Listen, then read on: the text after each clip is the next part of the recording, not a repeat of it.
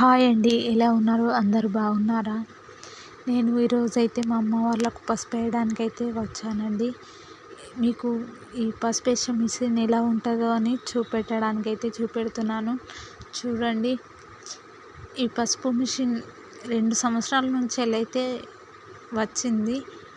అప్పటి నుంచి వేయడం స్టార్ట్ చేసిండ్రు. ఇంతకుముందు అయితే నాగళ్ళతో వేసేవాళ్ళమండి. ఇప్పట్లో నాగళ్ళు ఎడ్లు ఎక్కడున్నాయండి? అందరు అమ్మేయడమే, ఎడ్లు అన్నవి కనబడడమే లేవు.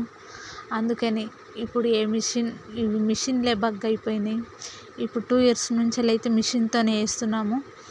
ఈ మిషన్ పైన నలుగురు అయితే కూర్చొని పసుపు వేయాలి. ఇద్దరు మక్కేస్తారండి. కానీ మక్క మాత్రం వేయడం లేదు, అది దూరం దూరం పడుతుందని.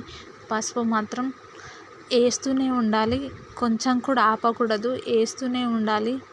చూడండి, మీకు ఎందుకు చూపెడుతున్నానంటే కొందరు అంటూనే ఉంటారు వ్యవసాయం చేయడం ఈజీ కదా అని.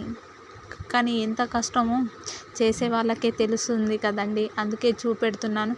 అది ఆపకూడదు, ఎంత చేతి నొచ్చినా కానీ వేస్తూనే అయితే ఉండాలి, ఎటు చూడకూడదు. ఆ తర్వాత చూడండి, చేత్తోనే మక్క పెట్టాలి. ఒక బోజ తప్పించి ఒక బోజ. రైతు కష్టం ఎలా ఉంటుందో మీకు చెప్పడానికైతే ఒక చిన్న ప్రయత్నం. ఈ వీడియో మాత్రం మా తమ్ముడు తీస్తున్నాడండి. నేను